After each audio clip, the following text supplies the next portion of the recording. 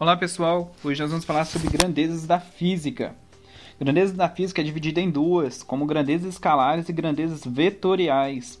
Grandezas escalares são aquelas perfeitamente determinadas quando se tem a medida de sua intensidade, como por exemplo a massa, o tempo, a energia, a temperatura, o potencial elétrico.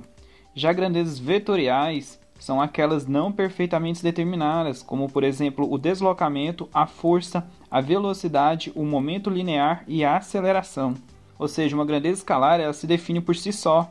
Se você disser, por exemplo, que são 10 horas já entende por completo, não precisa de mais nenhum complemento.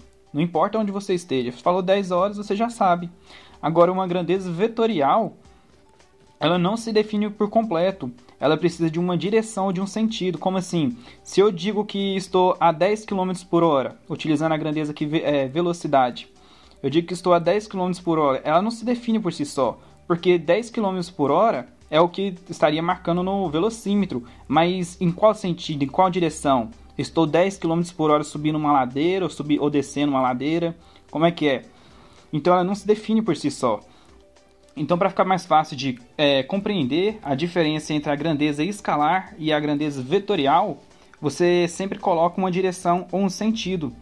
Mas um exemplo da força, da grandeza vetorial.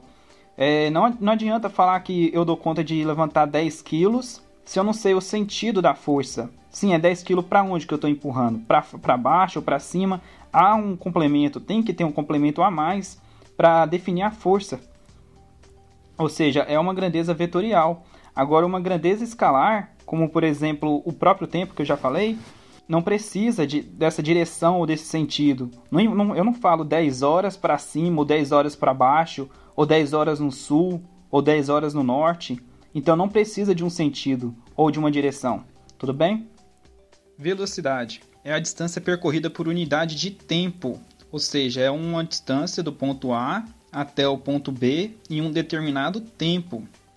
Aceleração é a variação da unidade de tempo.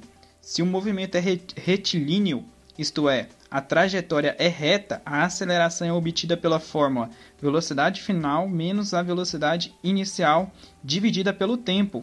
Um exemplo de aceleração seria o seguinte: imagine um carro parado e de repente ele pisa no acelerador a até 100 km por hora. Então ainda ele está parado, pisou, o pneu vai ficar girando e a aceleração dele será de 100 km por hora. Porém a velocidade dele será zero, porque ele ainda está parado. Agora, quando a velocidade dele estiver a 50 km por hora, a aceleração dele será 50. Ou seja, quanto maior a velocidade vai aumentando, menor vai diminuindo a aceleração. Então essa é a diferença entre velocidade e aceleração. Se você ficar observando a fórmula aí, ficar pensando um pouco nela, você vai entender melhor. Força. Segundo o conceito físico, força é a ação que produz uma aceleração. Sobre a ação de uma força, um corpo experimenta a variação de sua velocidade vetorial, isto é, pode sofrer modificação na sua intensidade, na direção ou em ambas. As unidades de força é kgf, que seria quilograma-força, e a libra, lb. Ou seja, para existir uma força, tem que ter uma ação, e essa ação tem que produzir uma aceleração. Um exemplo seria você pegar um livro e erguer ele, e você soltar, ele vai cair no chão. A ação seria você abrir a mão, e a aceleração seria ele caindo. Tudo bem? Massa é a quantidade de matéria de um corpo. Ela é invariável, ou seja, ela não se altera, ela não muda. Fluido é a substância que escoa facilmente, portanto, um líquido e gases são fluidos. Os líquidos, embora se adaptam à forma de um vaso que os contém, possuem um volume definido. Os gases, ao contrário, enchem totalmente o recipiente em que se acham colocados, por maior que seja ele. Ou seja, utilizando o exemplo de um líquido, como a água, colocando ele em um vaso oval, ele vai se adaptar àquela forma oval. Se colocar ele em um vaso quadrado, ele vai se adaptar àquela forma quadrada. Já o gás não. O gás, independente se for o fluido quadrado ou oval, ele vai preencher totalmente aquele espaço. Tudo bem? Densidade. A densidade dos gases varia diretamente com a pressão a que são submetidos e inversamente a temperatura absoluta. Assim, se dobrarmos a pressão de um gás sem variar a temperatura, a densidade será dobrada. Se a temperatura absoluta for dobrada, sem variar a pressão, a densidade será reduzida à metade. Ou seja, é só você saber o que é diretamente e inversamente proporcional. Diretamente é sempre no sentido positivo, já inversamente no sentido negativo. Isso é pedido pela prova da ANAC. Tem várias e várias questões que eu já fiz que caem mais ou menos desse jeito. Então você tem que saber o que é diretamente e inversamente proporcional. Inércia. A matéria tem uma resistência a se movimentar se estiver em repouso, ou a modificar o seu movimento se estiver em movimento. Essa propriedade é denominada de inércia. Quanto maior a massa de um corpo, maior é a inércia. Isso significa que ela é diretamente proporcional à massa. A inércia é diretamente proporcional à massa. Trabalho. É o produto da força exercida sobre um corpo pelo deslocamento produzido no corpo em direção à força. Ou seja, o trabalho tem relação com força e com o deslocamento. Se você chuta uma bola, você aplica uma certa força. E essa distância que a bola percorreu seria o trabalho. Então, trabalho tem a ver com força e com deslocamento. Energia é a capacidade de realizar trabalho.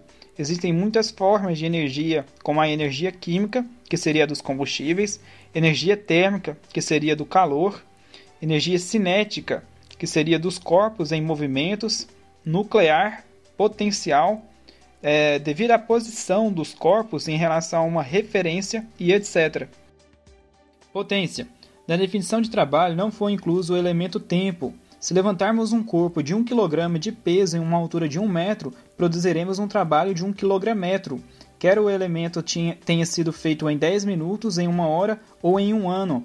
A potência leva em conta o tempo gasto pela execução do trabalho e pode ser estendida com a rapidez que o trabalho de uma força é executado. Ou seja, a potência seria o trabalho, só que com o tempo. Já o trabalho não tem incluso o tempo. Pressão. Muitas pessoas pensam que pressão é um sinônimo de força. Pressão, no entanto, leva em conta não somente a força exercida, mas também a área na qual ela atua. Ou seja, essa caixa aqui, 1 por 1, ocorre uma pressão maior sobre a área do que a caixa 1 por 2. A caixa 1 por 2 tem uma pressão menor na área que está atuando. Só por curiosidade, esse princípio é utilizado por escaladores de montanhas. Eles utilizam essa raquete embaixo do pé para que distribua o peso e eles não afundem. Quando mergulhamos numa piscina, percebemos através de nossos manômetros, que seriam nossos ouvidos, que a pressão aumenta à medida que nós descemos. Essa pressão não depende do eventual movimento da água, e sim da profundidade de mergulho, ou seja, da altura da coluna de água. Essa pressão, que independe da velocidade do fluido, dá-se o nome de pressão estática. Então, todos os corpos que tem na Terra estão sofrendo a pressão estática. E uma dessas pressões seria a pressão atmosférica. Com certeza você já deve ter feito isso, colocar a mão para fora do carro. Quando isso ocorre um tipo de pressão que é chamada de pressão dinâmica, que é o vento batendo na sua mão. E também a pressão estática está agindo. Quero que saiba que quanto maior a pressão dinâmica, menor é a pressão estática. Ou seja, uma é inversamente proporcional à outra. Temperatura. No parágrafo sobre energia, verificamos que o calor era uma forma de energia. Podemos acrescentar que o calor é a soma da energia cinética de todas as moléculas de um corpo. Quanto mais calor fornecido a um corpo, maior será a energia cinética de suas moléculas. Ou seja, quanto mais é aquecido um corpo, maior a energia cinética das moléculas desse corpo. Escala de temperatura. A escala mais utilizada na medição da temperatura são escalas em Celsius e Fahrenheit, utilizadas nos Estados Unidos e no Reino Unido. As escalas Kelvin, que seria absoluta, essa última é empregada nos cálculos. Viscosidade. Pode-se considerar a viscosidade como um atrito interno de um fluido. Devido à viscosidade, é necessário exercer uma força para obrigar uma camada fluida a deslizar em relação à outra. Todos os líquidos e gases possuem viscosidade, embora os líquidos sejam muito mais viscosos que os gases. Ou seja, a viscosidade é só um atrito entre os fluidos.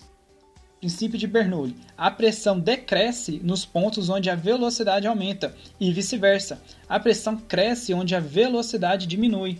Em outras palavras, a alta velocidade está associada com a baixa pressão e a baixa velocidade com a alta pressão. Esse princípio pode ser demonstrado pela seguinte experiência. O observador da figura 2.6 conseguiu levantar uma folha de papel simplesmente soprando o ar sobre a mesma, ou seja, o ar sobre o ar. Esse sopro aumenta a velocidade sobre o papel, reduzindo, pois, a pressão na parte superior. Com a pressão na parte inferior não se modifica, ela empurra o papel para cima.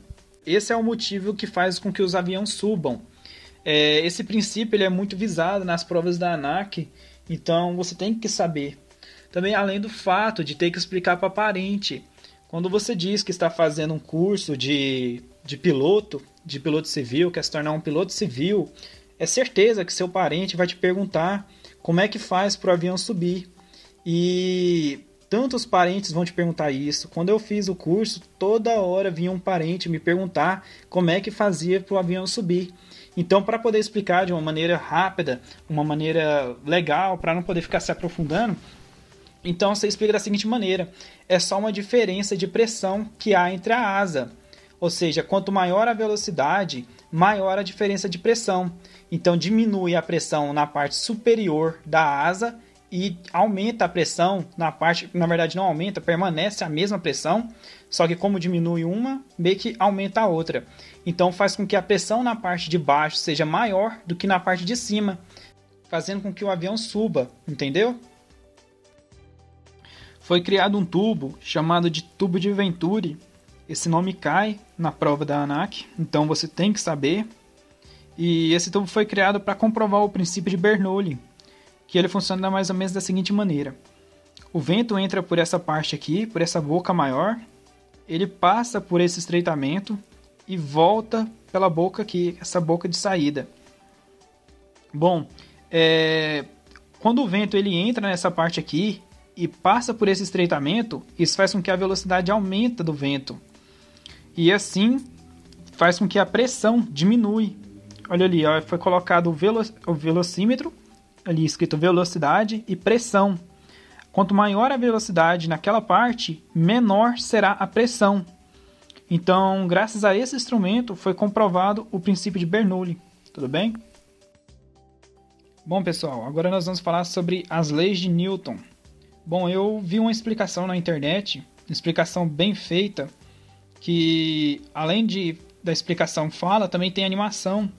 Então, eu achei melhor colocar o link que vocês assistam lá os vídeos, são vídeos mais ou menos de 2 minutos, que dá para assistir a primeira lei de Newton, a segunda e a terceira lei de Newton. É só clicar na tela do YouTube que será redirecionado para lá. E para quem está assistindo por um celular ou por um smartphone, qualquer que seja, tem um link na descrição do vídeo.